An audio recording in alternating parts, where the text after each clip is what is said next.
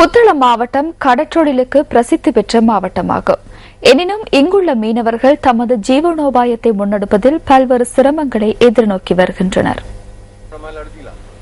மீன்பிடி தொழிலை தமது ஜீவனோபாயமாக முன்னெடுக்கும் மீனவர்கள் பல்வேறு எதிர்பார்ப்புக்கு மத்தியிலேயே காலையில் கடலுக்கு செல்கின்றனர். உடுப்பு பிரதேசம் பெருங்கடலையும் சிறு கடலையும் அண்டிய ஒரு பிரதேசமாகும். தற்போது தென்மேல் பருவக்காற்று வீசுவதன் காரணமாக அதிகமான பெருங்கடற்றொழிலாளர்கள் தொழிலுக்காக வடக்கு மற்றும் கிழக்கு பகுதிகளுக்கு சென்றுள்ளனர். ஆனால் சிறு கடற்றொழிலாளர்கள் இந்த சிறு கடலை நம்பியே தமது ஜீவனோபாயத்தை கொண்டு செல்ல வேண்டியுள்ளதாக சிறு கடற்றொழிலாளர்கள் குறிப்பிடுகின்றனர்.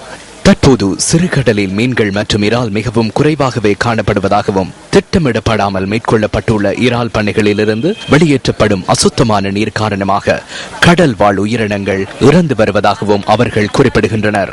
சிறுகடலில் பெரும் மோசமான நிலைமையில் இருக்கு. ஆனால் அந்த பெரிய பெரிய ஆக்கள்லாம் சின்ன ஆக்கள் பெரிய ஆக்கள்லாம் சேர்ந்து இந்த பண்டடிச்சு அந்த அசட்டு நீர் வந்து இறால் குஞ்சுகள்லாம் முட்டைகள்லாம் உடைஞ்சு போகுது. அதனுடைய தொழில் பெரிய பெரிய பாரிய கஷ்டத்துக்குள்ள இருக்கு. இந்த இறால்பாம்பு வளர்த்து அவங்க தண்ணி அவங்களோட இறால்பாம்புக்கு வியாதிகள் வரும்போது அந்த இறால்களில் அந்த அசுத்தமான தண்ணியை கடலுக்கு சிறுகடலுக்கு பாய்ச்சும் போது அதில் இருந்த நோய்கள் வந்து சிறிய மீன் குஞ்சுகள் வளர விடாம அது சாகுது. அதே போல சட்டவிரோதமான வலைகள், அதாவது பெரும்பான்மையான வலைகள் பாவிக்கிறாங்க இந்த ஊர்ல, களவுல செய்யறாங்க. இதனால மீன் வளர்த்து இல்லாம போகுது. அத்துடன் சட்டவிரோத வலைகளை பாவிப்பதன் மூலம் மீன் குஞ்சுகளும் இறால் குஞ்சுகளும் இறப்பதாகவும் கூட்டு வலைகளை பயன்படுத்த முடியாத நிலை காணப்படுவதாகவும் அவர்கள் சுட்டிக்காட்டுகின்றனர். அத்தோடு தங்களது தோணிகளை பாதுகாப்பாக வைத்திருப்பதற்கு இடம் இல்லை எனவும் மீனவர்கள் குறிப்பிடுகின்றனர். எங்களுக்கு ஒரு துறைமுகம் மாதிரி உண்டாக்கி தந்தா தான் நாங்கள் இந்த தொழிலை பழைய தோணிகள் வச்சு பழைய காலம் போல வச்சு எங்களுக்கு இந்த தொழில் முறையை செய்யலாம். தோணியை இழுக்கிறதுக்கு வசதி ஒரு மோத்துவரம் இருந்தால் தான் எங்களுக்கு பல தொழிலை செய்யக்கூடிய ஒரு காரணங்கள் இருக்கு. எனவே தமது வாழ்வாதாரத்தை மேம்படுத்துவதற்கு அதிகாரிகள் வழி செய்ய வேண்டும் என்பதே இந்த மீனவர்களின் எதிர்பார்ப்பாகும். உங்கள் வாழ்க்கை எங்கள் செய்தி. தமிழ் மக்களின் இருப்பை தக்க வைத்துக் கொள்வதற்கு கல்வியும் அபிவிருத்தியும் அவசியம் என மீள்குடியேற்ற பிரதி அமைச்சர் விநாயகமூர்த்தி முரளிதரன் தெரிவிக்கின்றார். மட்டக்களப்பில் இன்று நடைபெற்ற நிகழ்வு ஒன்றிலேயே அவர் இந்த கருத்தினை வெளியிட்டார். மட்டக்களப்பு பெரிய கல்லாறு மத்திய கல்லூரியில் வகுப்பறை கட்டடம் ஒன்றை அமைப்பதற்கான அடிக்கல் நாட்டும் நிகழ்வு இன்று நடைபெற்றது. இந்த நிகழ்வில் தமிழ் தேசிய கூட்டமைப்பின் பாராளுமன்ற உறுப்பினர்கள் உள்ளிட்ட பலர் கலந்து கொண்டனர். தற்பொழுது இருக்கின்ற நிலையில் தமிழர்களின் இருப்பை காப்பாற்றுவதற்கு இரண்டு விடயங்கள் தான். ஒன்று வந்து கல்வி, அடுத்தது எங்களுடைய பொருளாதாரம். இரண்டை நாங்கள் நிலைநிறுத்துகின்ற பொழுதுதான் எங்களுடைய இருப்புகள் காப்பாற்றப்படும். ஏனால் நாங்கள் 30 வருடம் ஆயுதங்களை தூக்கி போராடி எதுவும் மற்ற நிலை இன்று அந்த ஆயுத போராட்டம் ஒரு அரசியல் போராட்டமாக மாற்றமடைந்திருக்கிறது. அவர் உண்மையிலே இது ராணுவ வெற்றி இருந்த காலத்தில் அதை அரசியலாக மாற்றிருக்க வேண்டும். அன்று நடந்த அந்த தவறுகளின் காரணமாகத்தான் இன்று எதுவும் மற்ற நிலையில் வந்து மீண்டும் ஒரு அரசியல் போராட்டமாக இன்று நாங்கள் மாற்றமடைந்திருக்கின்றோம். பம்பலப்பிட்டியில் வர்த்தகர் ஒருவர் கடத்திச் செல்லப்பட்டு கொலை செய்யப்பட்ட சம்பவம் தொடர்பில் சந்தேகத்தின் பேரில் கைது செய்யப்பட்ட பிரதி போலீஸ் மாதிபர் வாஸ் குணவர்தனவை 3 நாட்கள் தடுத்து வைத்து விசாரணைக்கு உட்படுத்த அனுமதியை பெற்றுக் கொண்டதாக போலீஸ் ஊடக பேச்சாளர் போலீஸ் அத்தியட்சகர் புத்திக சிறிவர்தன தெரிவிக்கின்றார். இதற்கமைய பிரதி போலீஸ் மாதிபரிடம் குற்றப்புலனாய்வு திணைக்களம் தொடர்ந்து விசாரணைகளை மேற்கொண்டு வருவதாக போலீஸ் ஊடக பேச்சாளர் குறிப்பிட்டார். சந்தேக நபரான பிரதி போலீஸ் மாதிபர் நேற்றிரவு குற்றப்புலனாய்வு திணைக்களத்தினால் கைது செய்யப்பட்டிருந்ததாகவும் அவர் கூறினார். இந்த கொலை சம்பவம் தொடர்பில் குற்றப்புலனாய்வு திணைக்களம் இதுவரை 7 பேரை கைது செய்துள்ளதாக போலீஸ் ஊடக பேச்சாளர் குறிப்பிட்டார். குவைத்தில் பல்வேறு பிரச்சனைகளை எதிர்கொண்ட இலங்கை பணிப்பெண்கள் 64 பேர் இன்று நாடு திரும்பினர். இந்த குழுவில் 2 குழந்தைகளும் அடங்குவதாக வெளிநாட்டு வேலைவாய்ப்பு பணியகத்தின் பிரதி பொது முகாமையாளர் மங்கள ராந்தினிய தெரிவித்துள்ளார். குவைத்திற்கான இலங்கை தூதரகத்தின் அனுப்புரி நிலையங்களில் இவர்கள் கடந்த 3 மாதங்களாக தங்க வைக்கப்பட்டிருந்தனர். அவர்களுடைய பிரச்சனைகளுக்கான தீர்வை பெற்றுக் கொடுத்ததன் பின்னர் அவர்கள் நாட்டிற்கு அழைத்து வரப்பட்டதாகவும் மங்கள ராந்தினிய குறிப்பிட்டார். டெங்கு ஒழிப்பு வேலை திட்டத்தை சுகாதார அமைச்சினால் மாத்திரம் முன்னெடுக்க முடியாது என சுகாதார சேவைகள் பணிப்பாளர் நாயகம் டாக்டர் பாலித மஹிபால தெரிவிக்கின்றார். முப்படையினர் மற்றும் போலீசார் உள்ளிட்ட பாதுகாப்பு தரப்பினருக்கு நுழம்பு ஒழிப்பு திட்டம் தொடர்பான விசேட பயிற்சிகளை வழங்கும் முதலாம் கட்ட நடவடிக்கையை இன்று ஆரம்பித்து வைத்து உரையாற்றிய போதே அவர் இதனை குறிப்பிட்டார். டெங்கு நோய் பரவும் வேகம் அதிகரித்துள்ளமையினால் டெங்கு ஒழிப்பு நடவடிக்கைக்கு அனைத்து தரப்பினரும் ஒத்துழைப்பு தேவைப்பட்டுள்ளதாக சுகாதார அமைச்சு தெரிவிக்கின்றது. இதற்காக பல்வேறு குழுக்களும் ஒத்துழைப்புகளை நல்கி வருவதாக அமைச்சு சுட்டிக்காட்டியுள்ளது. டெங்கு நோய் பரவும் குடம்பிகளை அடையாளம் காண்பதற்கும் டெங்கு நுழம்புகள் பெருகும் இடங்களை அடையாளம் காண்பதற்கும் பயிற்சிகளை வழங்க உள்ளதாக அமைச்சின் செயலாளர் குறிப்பிட்டார். இதன் முதற்கட்ட நடவடிக்கை இன்று பொருளை மருத்துவ ஆய்வு நிலையத்தில் ஆரம்பித்து வைக்கப்பட்டதுடன் விசேட அதிரடி படையினர், போலீஸ் உத்தியோகத்தர்கள் உள்ளிட்ட 75 பேருக்கு பயிற்சிகள் வழங்கப்பட்டன. சுகாதார அமைச்சர் மைத்ரிபால சிறிசேனவுக்கும் பாதுகாப்பு செயலாளருக்கும் இடையே இடம்பெற்ற பேச்சுவார்த்தையின் பின்னரே இந்த பயிற்சி நடவடிக்கை ஆரம்பிக்கப்பட்டுள்ளது. இலங்கை கடல் எல்லையில் இந்திய மீனவர்கள் கைது செய்யப்படுவதை தடுப்பதற்கும் மீன்பிடி நடவடிக்கைகளில் ஈடுபடும் நேரத்தை குறைப்பதற்கும் இந்திய மீனவ சங்கம் எடுத்த தீர்மானத்தை நீக்குவதற்கும் ராமேஸ்வரம் மீனவர்கள் தீர்மானித்துள்ளனர்.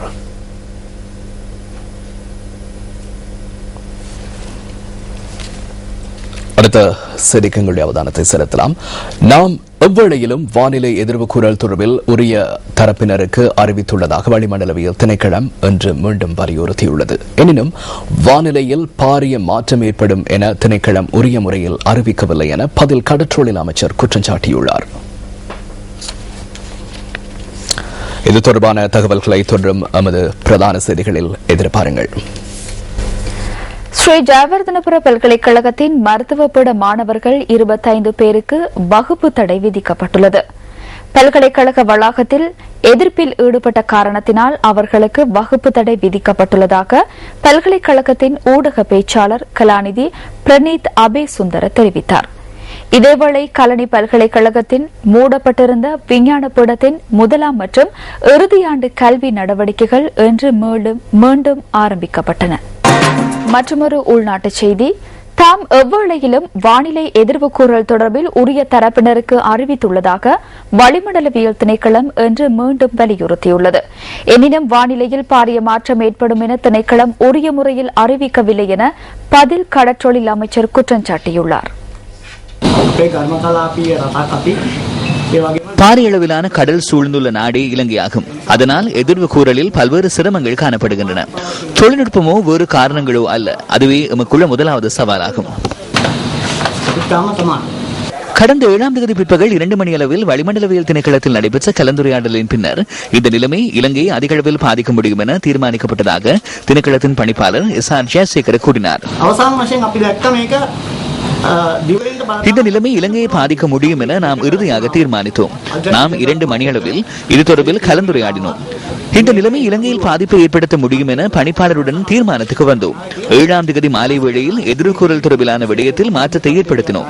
குறிப்பாக இந்த சீரற்ற வானிலையினால் கடல் அலையின் வேகம் மணித்தியாலத்துக்கு 80 கிலோமீட்டராக அதிகரிக்கக்கூடும் எனவும் பருவப்பேச்சு நிலைமை அதிகரிக்க முடியும் என்றும் தீர்மானித்தோம். இந்த விடயம் தொடர்பில் அதனுடன் தொடர்புடைய நிறுவனங்களுக்கு தகவல் அனுப்பி வைத்தோம். நான் தெளிவாக ஒரு விடயத்தை கூறுகின்றேன். நமது நாட்டில் அமைச்சுக்கள் தனித்தனியாக உள்ளன. குறிப்பாக கடற்தொழில், இடர் முகாமைத்துவம் மற்றும் சமூக சேவை என பல்வேறுபட்ட அமைச்சுக்கள் உள்ளன. அந்தந்த அமைச்சுக்களுக்கு பொறுப்புகள் பிரித்து வழங்கப்பட்டுள்ளன. எனவே சமூக சேவை அமைச்சினால் மேற்கொள்ளப்படுகின்ற பணியை கடற்தொழில் அமைச்சினால் மேற்கொள்ள முடியாது. சுகாதார அமைச்சின் செயற்பாடுகளை கடற்தொழில் அமைச்சு மேற்கொள்வதில்லை. அவற்றிற்காக தனித்தனியாக அமைச்சுக்கள் பிரித்து வழங்கப்பட்டுள்ளன.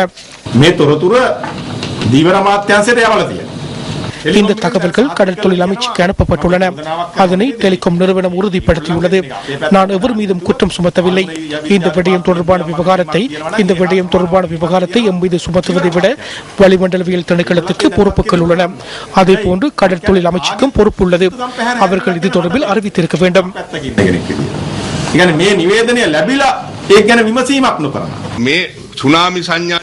சுனாமி எச்சரிக்கையை விடுத்தல் உள்ளிட்ட வானிலை மாற்றங்கள் தொடர்பான விடயங்கள் வளிமண்டலவியல் திணைக்களத்திற்கும் இடர் முகாமைத்துவ அமைச்சுக்குமே வழங்கப்பட்டுள்ளன. இதனை வர்த்தமானி அறிவித்தல் சுட்டிக்காட்டுகின்றது. எனவே இது தொடர்பான தகவல்களை மக்களுக்கு அறிவிக்கும் பொறுப்பு ஊடகங்களுக்கு உள்ளது. அது அரசு ஊடகமாக இருக்கலாம் அல்லது தனியார் ஊடகமாக இருக்கலாம். அவசர நிலைமை ஒன்றின் போது இரவு 12 மணியாக இருந்தாலும் இது தொடர்பில் தகவல்களை வெளியிடுவதற்கு ஊடகங்கள் கடமைப்பட்டுள்ளன. நாம் கடற்றொழில் அமைச்சின் நிவாரண பிரிவுக்கு தொலைநகல் மூலம் இந்த செய்தியை வழங்கியிருந்தோம். அதன் பின்னர் அவர்கள் இது தொடர்பில் தகவல்களை வெளியிட்டார்களா என்பது தொடர்பில் தெரியாது.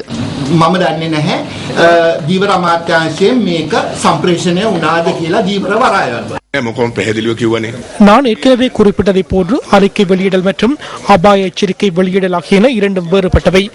வழமை போன்று வானிலை எதிர்வு கூறல்களை வெளியிடுவதற்கும் அவசர நிலைமை தொடர்பான தகவல்களை வெளியிடுவதற்கும் வேறுபாடுகள் உள்ளன. இந்த விடயம் தொடர்பில் ஊடகங்கள் சாட்சி கூறும்.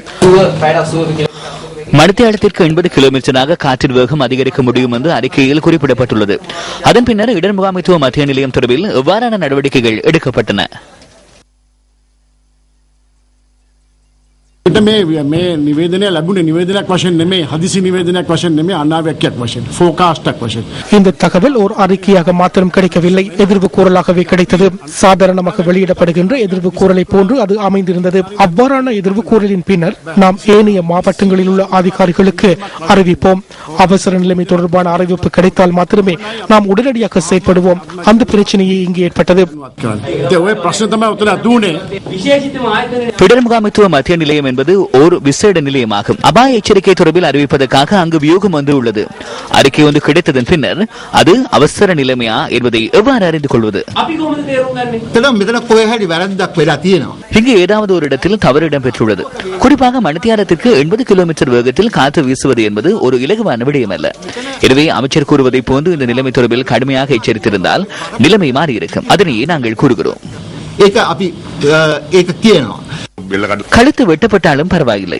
மணித்தியாலத்திற்கு 60 கிலோமீட்டர் வேகத்தில் காற்று வீசுவதற்கான சாத்தியக்கூறுகள் காணப்படின் வளிமண்டலவியல் திணைக்களம் எதிர்வு கூறியுள்ளது. அது தொடர்பிலான சாட்சியங்கள் உள்ளன. 60க்கும் 70க்கும் இடைப்பட்ட வேகத்தில் காற்று வீசும் போது எதிர்வு கூறுவர். எனவே மணித்தியாலத்திற்கு 80 கிலோமீட்டர் வேகத்தில் காற்று வீசும் நிலைமை தென்பட்ட வேளையில் இவர்கள் என்ன செய்தனர்? නමුත් මම පැහැදිලිව මතයක ඉන්නවා මේ කාරණේ සම්බන්ධව දැන් කමිටුවක් තියෙනවා. කමිටුව இந்த விடயம் தொடர்பில் நான் ஒரு தெளிவான நிலைப்பாட்டில் உள்ளேன். அது குறித்து ஆராய குழு ஒன்று நியமிக்கப்பட்டுள்ளது. அந்த குழு தற்போது தகவல்களை திரட்டி வருகின்றது. எனது தரப்பில் ஏதாவது தவறுகள் ஏற்பட்டிருப்பின் ஏனைய அமைச்சர்களை போன்று நான் இருக்க மாட்டேன். பதவியில் இருக்க வேண்டும் என்ற எண்ணம் எனக்கு இல்லை. தவறொன்று ஏற்பட்டிருப்பின் அதன் பொறுப்பை ஏற்றுக்கொள்ள தயாராக உள்ளேன். தற்போது அந்த குழு தகவல்களை ஆராய்கின்றது. நமது நாட்டில் அவ்வாறான ஒரு கலாச்சாரம் உருவாக்க வேண்டும். வளிமண்டலவியல் திணைக்களத்துக்கு உரிய முறையில் வளங்களை பெற்றுக் கொடுத்து அதனை உறுதிப்படுத்துவதாக அமைச்சர் 2011ஆம் ஆண்டு வெளியிட்ட கருத்து தொடர்பில் ஊடகங்கள் இதன்போது கேள்வி எழுப்பின. කාලගුණ විද්‍යා දෙපාර්තමේන්තුව සම්පූර්ණ ප්‍රතිසංවිධානය කළ යුතුයි කියන මතය තමයි මම ඉන්නේ. ඒ නිසා මම ඒ සඳහා வளிமண்டலவியல் திணைக்களம் முற்றாக மறுசீரமைக்கப்பட வேண்டும் என்ற நிலைப்பாட்டிலேயே நான் உள்ளேன். எனவே நான் அது தொடர்பான அமைச்சரவை பத்திரம் ஒன்றை சமர்ப்பித்தேன். அதற்கு அமைச்சரவையின் அனுமதி கிடைத்தது. எனினும் துரதிர்ஷ்டவசமாக அதனை முற்றாக மறுசீரமைக்க எமக்கு நிதியை திரட்ட முடியவில்லை. எதிர்பார்த்த அளவிற்கு அதனை கொண்டு வர முடியவில்லை. எனினும் தற்போது பிரச்சனை ஏற்பட அது காரணமல்ல என்பது தெளிவானது. எந்த வகையான செய்மதியை பொருத்தினாலும் அதனை அறிவிக்க முடியாது என்பதே திணைக்களத்தின் நிலைப்பாடாக உள்ளது. எனினும் இந்த விடயத்தில் அதிகாரிகள் போதுமான அளவு செயற்பட்டுள்ளனர். சீரற்ற வானிலையால் பாதிக்கப்பட்ட பலப்பிட்டிய பகுதி மீனவர்களை சந்திப்பதற்கு சென்ற ஐக்கிய தேசிய கட்சியின் பிரதேச அரசியல்வாதிகளுக்கு மக்கள் எதிர்ப்பை வெளிப்படுத்தியுள்ளனர்.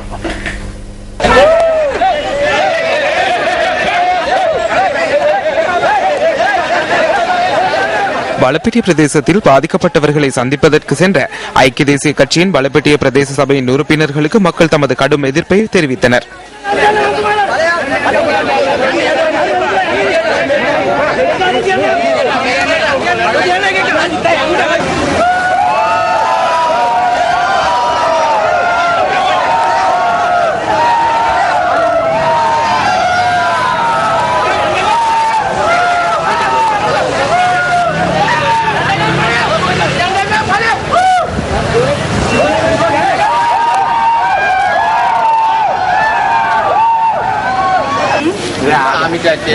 இதேவேளை ஐக்கிய தேசிய கட்சியின் தலைவரும் பாதிக்கப்பட்டவர்களின் குடும்ப உறுப்பினர்களை சந்திப்பதற்கு செல்வதை காண முடிந்தது. அந்த தொகுதியைச் சேர்ந்த மக்கள் ஐக்கிய தேசிய கட்சியின் அரசியல்வாதிகளுக்கு எதிராக வீதியில் இறங்கியிருந்தனர்.